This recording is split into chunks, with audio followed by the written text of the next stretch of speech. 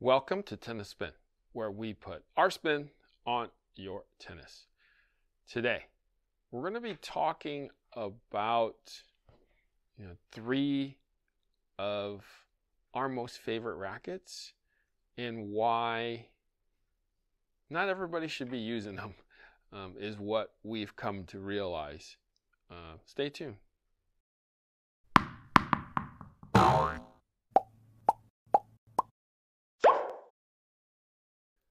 All right, coffee sponsor of today is Hunter. Hunter is part of my coffee club, member of my coffee club. So he's hooked me up with this coffee for today. And he hooks me up with one coffee a month.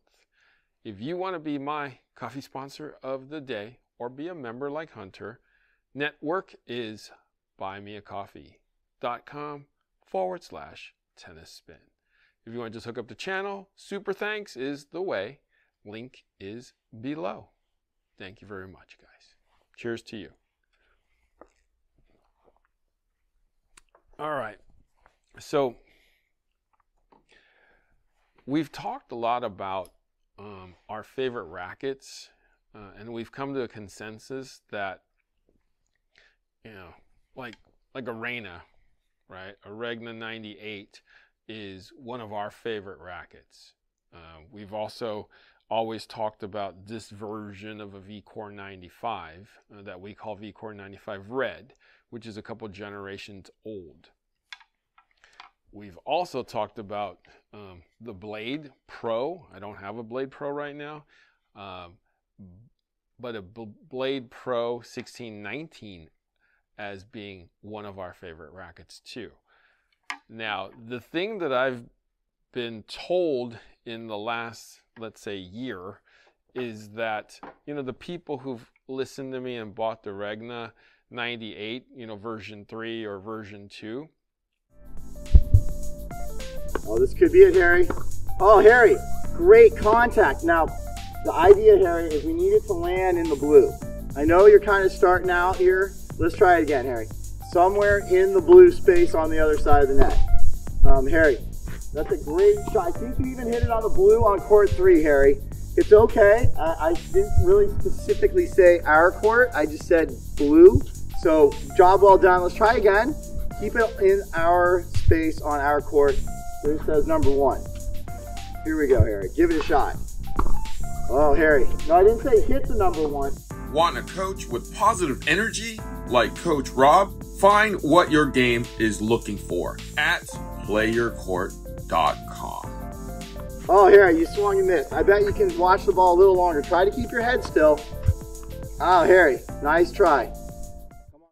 They've liked it, and they've enjoyed it, and they understand why and how it plays well. As people kind of move along, though, and play with it, if you're not just kind of a racket enthusiast and play with it for fun, if you play with this particular racket seriously, you actually start finding deficiencies in it. If you're a good player, but it's not your full-time job, I've heard people tell me, like, yeah, I'm not good enough to play with this racket in the long run, because you just have to work so hard. If you're playing at a pretty high level, like over a 5.0 in the States here, like a 5.5, it's just a racket that you kind of have to be pretty precise with and in good shape, to grind out the matches using a racket like a Regna. I kind of get that. I do. It's kind of the same in the Vcore 95 Red. I've heard a lot of people tell me, they always say the same thing. I love the racket after they've owned it for 3 to 6 months, sometimes a year. They always say, I'm just not good enough to play with it over the long haul. Therefore, they usually look for something that's a little easier to play with. Because these rackets, this is 95, right? How many 95s are made these days? There is a new version of this, and I don't sell too many of them.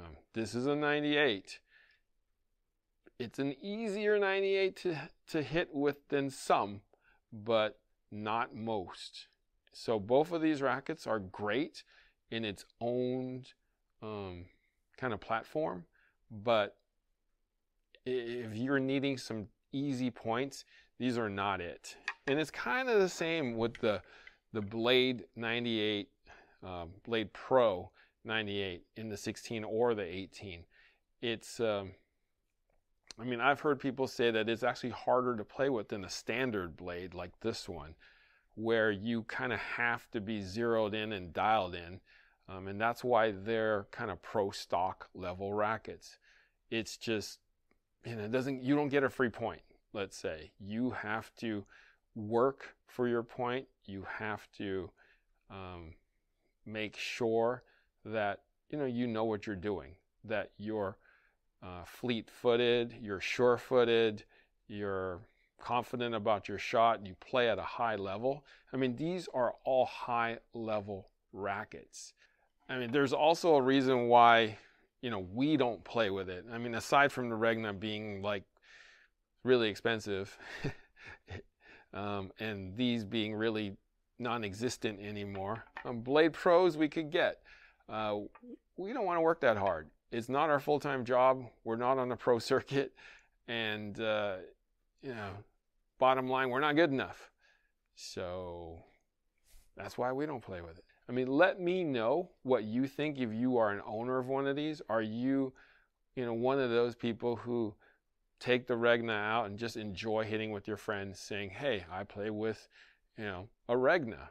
Or if you're one of those people who play, doubles with a Blade Pro and you enjoy the control that you get with it and you're not, worrying about too much on the power, playing too seriously.